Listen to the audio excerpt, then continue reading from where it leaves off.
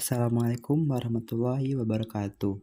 Kami dari kelompok 6 akan mempresentasikan hasil kerja kelompok kami, yaitu tentang unsur transisi periode 4. Anggota dari kelompok kami yaitu ada saya, Amir Zamara Putra, nomor absen 3, Digda Gading, nomor absen 14, Ilham Ramadan, nomor absen 20, Muhammad Raja, nomor absen 24, dan Rio Rizky Akbar, nomor absen 31.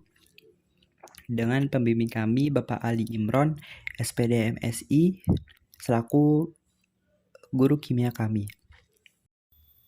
Berikut ini adalah anggota dari unsur-unsur transisi periode 4. Yang pertama ada Sc atau scandium dengan nomor atom 21. Lalu yang kedua ada Ti atau titanium dengan nomor atom 22. Lalu selanjutnya ada V atau vanadium dengan nomor atom 23. Lalu selanjutnya ada Cr atau kromium dengan nomor atom 24.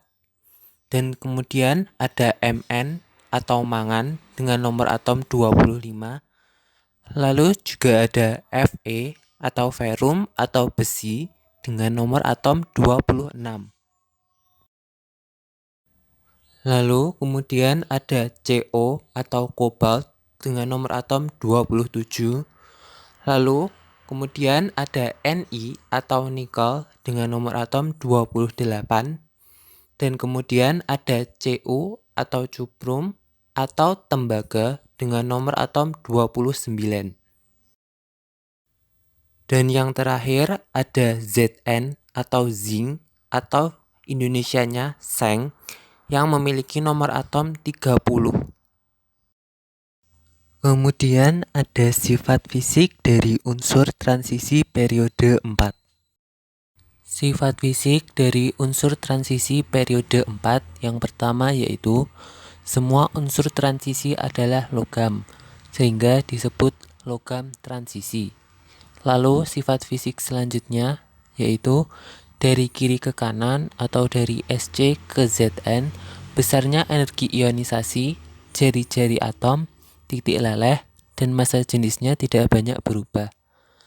Lalu selanjutnya unsur transisi periode 4 memiliki biloks lebih dari satu macam, kecuali Sc dan Zn yang hanya memiliki biloks satu macam. Lalu sifat fisik yang selanjutnya yaitu unsur transisi periode 4 memiliki warna yang khas yang disebabkan oleh biloks yang berbeda-beda. Contohnya Fe2+ yang memiliki biloks plus 2 memiliki warna hijau, sedangkan Fe3+ yang memiliki biloks plus 3 memiliki warna kuning. Kemudian sifat fisik yang selanjutnya yaitu unsur transisi periode 4 mampu bertindak sebagai katalis atau pemercepat reaksi pada reaksi kimia yang bertindak di dalam tubuh atau reaksi yang terjadi pada industri. Contohnya Ni yang bertindak sebagai katalis dalam pembuatan margarin. Lalu ada TiCl3 yang bertindak sebagai katalis dalam pembuatan plastik. Berikut ini adalah penjabaran dari sifat fisik unsur transisi periode 4. Yang pertama ada nomor atom. Nomor atom dimulai dari Sc yang memiliki nomor atom 21, kemudian Ti 22, V 23, Cr 24, Mn 25, Fe 26, Co 27, Ni 28, Cu 29, dan terakhir Zn memiliki nomor atom 30. Berikutnya ada konfigurasi elektron. Konfigurasi elektron adalah susunan elektron berdasarkan kulit atau orbital dari suatu atom. Unsur transisi periode 4 memiliki elektron terakhir yang terletak di subkulit D. Oleh karena itu, unsur transisi periode 4 termasuk ke dalam unsur blok D. Pada konfigurasi elektron dari unsur transisi periode 4, terjadi penyimpangan orbital subkulit D pada unsur Cr dan Cu. Penyimpangan orbital subkulit D disebabkan oleh orbital setengah penuh, yaitu D5, atau penuh D10, lebih stabil dibandingkan orbital yang hampir setengah penuh, yaitu D4, atau hampir penuh, yaitu D9. Sehingga jika elektron terluar berakhir pada D4, yaitu unsur Cr, dan D9, yaitu unsur Cu, maka satu elektron pada orbital S pindah ke orbital subkulit Do.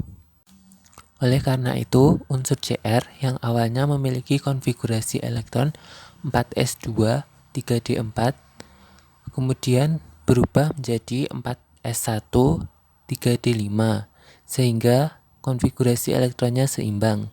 Begitu juga dengan Cu yang awalnya konfigurasi elektronnya 4s2, 3d9, kemudian berubah menjadi 4s1, 3d10 supaya seimbang. Kemudian ada energi ionisasi. Energi ionisasi adalah energi minimum yang diperlukan suatu atom untuk melepaskan satu elektron yang terlihat paling lemah dari suatu atom atau ion.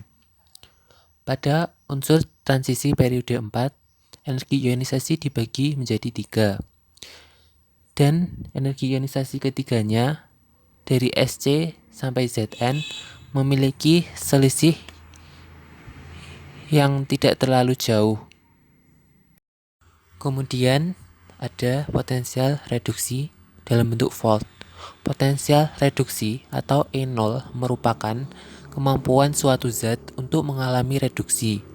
Sehingga semakin besar nilai E0 suatu zat, maka semakin besar kemampuan zat untuk mengalami reduksi.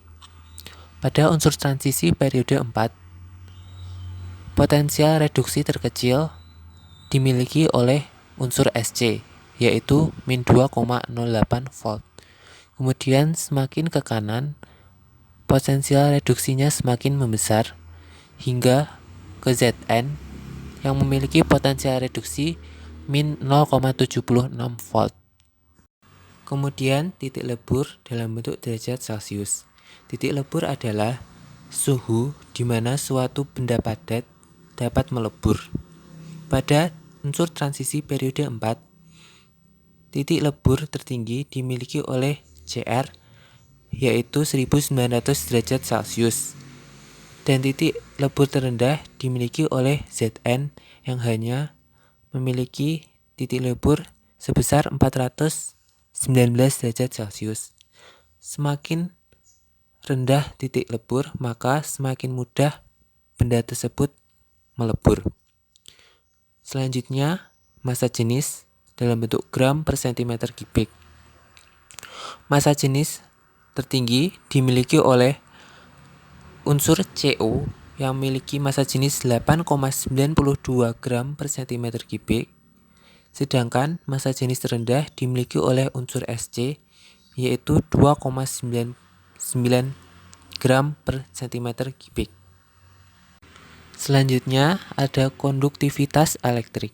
Konduktivitas elektrik adalah kemampuan suatu bahan untuk menghantarkan arus listrik. Semakin tinggi konduktivitasnya, maka semakin baik benda tersebut dapat menghantarkan listrik. Pada unsur transisi periode 4, unsur yang memiliki konduktivitas tertinggi adalah Cu, yaitu 97. Oleh karena itu, Cu atau tembaga sering digunakan dalam kabel karena kemampuan menghantarkan listriknya yang sangat kuat. Sedangkan konduktivitas elektrik terendah pada unsur transisi periode 4 terdapat pada Sc yang tidak memiliki konduktivitas elektrik sehingga tidak dapat menghantarkan arus listrik. Kemudian yang terakhir ada bilox atau bilangan oksidasi. Unsur transisi periode 4 memiliki bilox lebih dari 1, kecuali unsur Sc dan Zn. Unsur Sc hanya memiliki satu bilox, yaitu +3, dan unsur Zn juga hanya memiliki satu bilox, yaitu +2. Beragamnya bilox pada unsur transisi periode 4 ini menyebabkan unsur ini memiliki warna yang khas. Kemudian selanjutnya ada sifat-sifat kimia dari unsur transisi periode 4. Kelarutan. Kelarutan dalam asam. Ti, HCl panas, Hf, V, HNO3, Hf, H2SO, Cr, HCl encer, H2SO4, Mn, HCl encer, H2SO4, Fe, HCl encer, H2SO4, Co, HCl encer, Ni, HCl encer, H2SO4, Cu, HNO3, H2SO4. Sifat kimia, kereaktifan. Kereaktifan Ti, tahan korosi, V, tahan korosi, Cr, tahan korosi, Mn, reaktif, Fe, reaktif, Co, tahan korosi, Ni, tahan korosi, dan Cu tidak bereaksi. Sifat magnetik. Yang pertama, diamagnetik. Magnetik adalah unsur transisi yang menolak medan magnet. Sifat ini dimiliki oleh unsur transisi yang seluruh elektron pada orbitalnya adalah berpasangan. Unsur yang bersifat diamagnetik adalah Zn dan Cu. Yang kedua, paramagnetik. Paramagnetik adalah unsur transisi yang sedikit dapat ditarik medan magnet. Sifat ini dimiliki oleh unsur transisi yang memiliki elektron tidak berpasangan pada orbital D-nya. Unsur yang bersifat paramagnetik adalah Ti dan Mn. Yang ketiga, ferromagnetik. Ferromagnetik adalah unsur transisi yang dapat ditarik dengan sangat kuat oleh medan magnet. Makin banyak elektron dari unsur transisi yang tidak berpasangan pada orbitalnya mengakibatkan unsur tersebut bersifat ferromagnetik. Unsur Fe, Cu, dan Ni termasuk unsur yang bersifat ferromagnetik. Manfaat. Manfaat Sc atau skandium.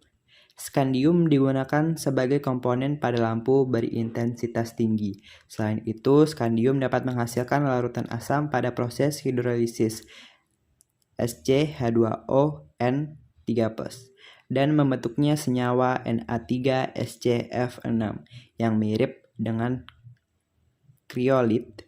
Skandium juga dimanfaatkan sebagai bahan pembentukan gelatin hidroksida atau SCOH3 yang bersifat amfoter. Ti atau titanium. Titanium digunakan sebagai badan pesawat terbang, pesawat supersonik, mesin turbin, dan peralatan kelautan karena pada temperatur tinggi tidak mengalami perubahan kekuatan atau strength. V atau vanadium. Vanadium banyak digunakan dalam pembuatan peralatan teknik yang tahan getaran serta membutuhkan kekuatan dan kelenturan yang tinggi, misal pegas, per mobil, pesawat terbang, dan kereta api. Vanadium umumnya digunakan untuk paduan dengan logam lain seperti baja tahan karet dan baja untuk peralatan. Cr atau kromium. Logam kromium banyak digunakan untuk melapisi logam lain agar tahan karat secara elektroplating, misal nikrom pada alat pemanas. Selain itu, kromium digunakan untuk bahan dasar dalam industri baja, sehingga dihasilkan baja yang lebih kuat dan mengkilap. Mn atau mangan. Mangan banyak digunakan pada industri baja sebagai campuran mangan dengan besi yang disebut ferromangan. Ferromangan digunakan sebagai bahan pembuat mesin dan alat berat karena sifatnya sangat keras, kuat, dan tahan gesekan. Selain itu, mangan dalam bentuk senyawa MnO2 digunakan pada baterai kering. Fe atau besi. Besi murni bersifat lunak, liat, dan cukup reaktif. Oleh karena itu, besi selalu dipadukan dengan logam lain untuk membentuk alloy, misalnya baja, supaya lebih keras. Besi juga bersifat ferromagnetik. Oleh karena itu, banyak oksida besi digunakan sebagai bahan pembuatan perangkat elektronik. Kompleks besi juga berperan penting dalam proses biologis, yaitu untuk membentuk hemoglobin dalam darah dan klorofil pada tanaman. CO atau kobalt. Kobalt banyak dimanfaatkan dalam pembuatan mesin jet, mesin turbin, dan peralatan tahan panas. Isotop radioaktif kobalt atau CO6O digunakan dalam pengobatan kanker. Ion CO12 dalam bentuk larutan digunakan sebagai bahan tinta yang tidak berwarna. Sementara itu, kertas mengandung ion CO12 digunakan untuk mendeteksi perubahan cuaca. Ni atau nikel. Nikel dapat digunakan sebagai penghantar panas atau listrik yang baik.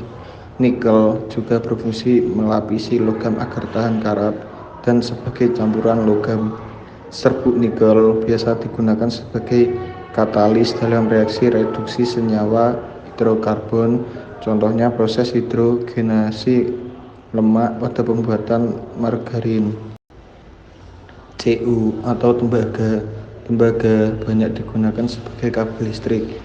Tembaga mudah ditempa dan bercampur dengan emas, sehingga digunakan pada pembuatan kerajinan.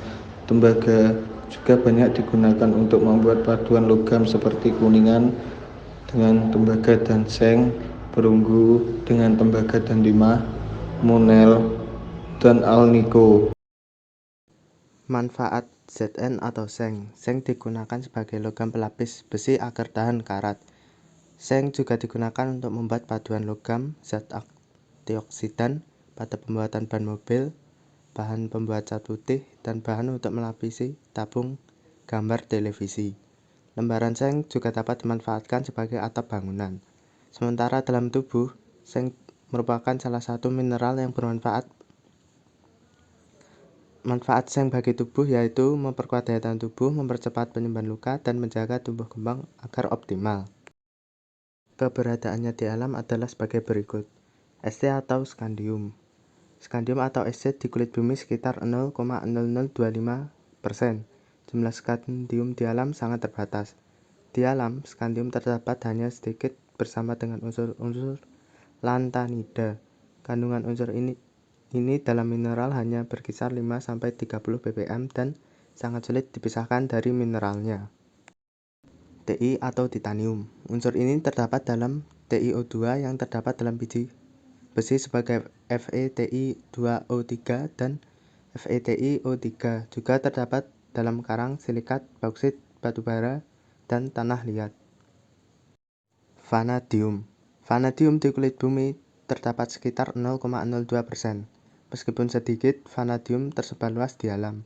Vanadium terdapat dalam senyawa carnotite dan vanadinite. Cr atau kronium. Kelimpahan kronium di kulit bumi hanya 0,0122%. Di alam, krom biasanya diperoleh dari mineral kromit FeOCr2O3. Mn atau mangan. Mangan terdapat di alam dalam jumlah melimpah. Selain dalam bentuk mineral pirolusit, mangan dapat dijumpai dalam bentuk spat mangan atau MnO3 dan manganit Mn2O H2O. Fe atau besi. Besi atau Fe adalah unsur yang cukup melimpah di kerak bumi, sekitar 6,2% massa kerak bumi. Besi jarang ditemukan dalam keadaan bebas di alam. Besi umumnya ditemukan dalam bentuk mineral atau biji besi, seperti hematite Fe2O3, hidrite FeCO3, dan magnetite Fe3O4. Co atau kobalt. Kobalt murni tidak ditemukan di alam. Kobalt terdapat di alam sebagai arsenida dari FeCONi dan dikenal sebagai smaltit, kobaltit, dan eritrit atau CO3ASO4 28H2O. Kobalt biasanya juga ditemukan dalam meteorit. Yang kedua, Ni atau nikel. Nikel menduduki urutan ke-24 dalam jumlah kandungannya di kerak bumi. Di alam, nikel ditemukan dalam beberapa senyawa berikut ini. sebagai senyawa sulfida, benlodit FeNiS atau milerit NiS, sebagai senyawa arsen smaltit NiCoFeAS2, dan sebagai senyawa silikat garnierit NiMgSiO3. Yang ketiga, Cu atau tembaga. Tembaga atau Cu merupakan unsur yang jarang ditemukan di alam. Tembaga umumnya ditemukan dalam bentuk senyawanya, yaitu biji mineral seperti birit tembaga atau kalkobirit CuFeS2, bornit Cu3Fe3, kuprit Cu2O, melakonit CuO, dan malasit. Zn atau seng. Seng atau Zn terdapat di alam sebagai senyawa sulfida seperti seng blindi, atau ZnS sebagai senyawa karbonat ZnCO3, dan senyawa silikat seperti hemimorfit. Sekian penjelasan materi dari kelompok kami. Apabila terdapat kesalahan, mohon maaf. Wassalamualaikum warahmatullahi wabarakatuh.